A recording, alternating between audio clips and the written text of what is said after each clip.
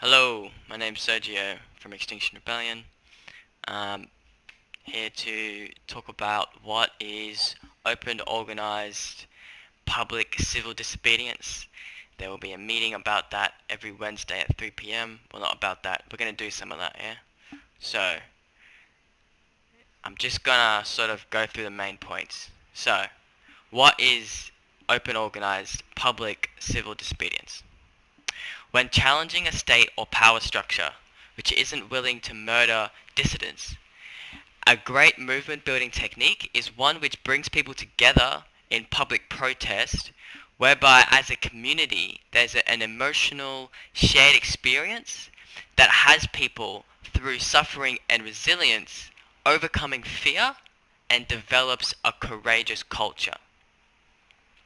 So when it's seen that a community of diverse people are suffering for a common cause together, while remaining resilient in the face of that suffering, it galvanizes support and empathy for those people and for the cause.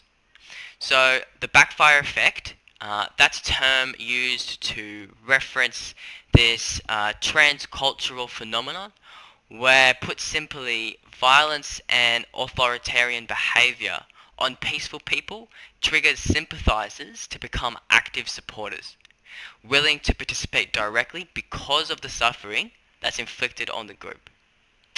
So there's a caution that comes with this.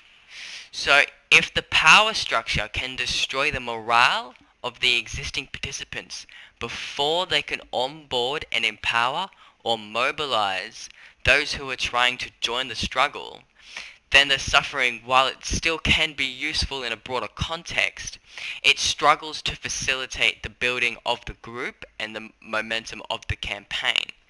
This, this, this is mostly a caution sort of reserved for extremely repressive regimes or groups with particularly escalatory tactics that are in their first few months of forming. Groups that aren't well known, for example, or that have a new sort of idea. So outside of that caution, the vast majority of attempts by um, power systems to dissuade, abuse, or otherwise repress the group does have immediate effects on the group that can be used to improve the campaign or grow momentum of the group. So, of course, there's plenty to discuss about how to best use the suffering of people. Um, um, how to best use the suffering of people to enable momentum building for the campaign. However, the significant understanding here is the fact that there must be an explicit, coordinated effort within the functions and the culture of any civil disobedience campaign. Um, yeah, basically to not allow the suffering to destroy the morale of the community. So this is true for a new group, but it's also true for an old group. So there's sort of like a pivotal question. So the pivotal question is, how do we catalyze mobilization directly from suffering or violence broadly? So I think the answer to this will vary in detail from different cultures, campaigns, communities, security forces, and their tactics. But my submission is there is, however, some like broadly appropriate answers that fit most cultures. So yeah, so my submission, it fits both a bunch of cultures.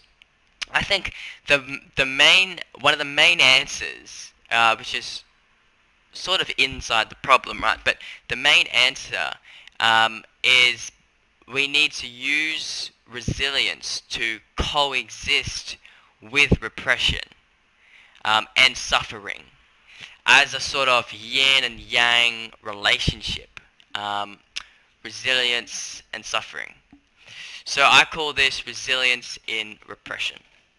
Um, so so yeah, I mentioned the significant sort of complexities around oppression and suffering within a civil disobedience campaign, while giving a basic concept to consider it within, in order to explain why an emotional experience involving a community experiencing suffering, resilience, overcoming of fear to build courage is indeed a mandatory component of a healthy mass movement, which in turn begins to explain the need for open, organized, public civil disobedience. So we're going to figure out how we're going to do that. So there's a meeting today in 2 hours from when I'm recording this, so a bit less than 2 from when you're probably seeing it, hopefully. Wednesday, 3 o'clock, there's a link in the description, and yeah, it'll be every Wednesday, 3 o'clock. So one of the things about this meeting is it's open to anyone. So this is mostly for Brisbane. Feel free to sort of jump in if you're from somewhere else, just to sort of hear what we're going on about. So what we're going to do is we're going to try to ask the hard questions, and we're going to orient ourselves toward trying new things and seeing what happens, basically, because I think there's heaps to learn.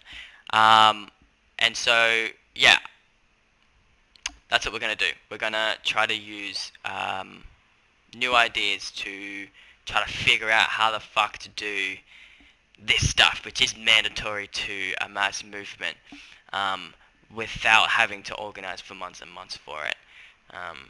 Yeah, I mean, campaigns like the Black Lives Matter crew in America and abroad have, and here have done similar stuff like this, and it's something that Extinction Rebellion needs to do. So please join me, and I'm keen to work with you to figure out how we're going to prevent billions of people starving to death. Hopefully it doesn't have to be a plural.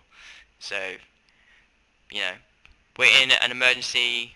2 degrees is locked in as far as I'm concerned, which is chaos. So anyway, we need to figure this stuff out now.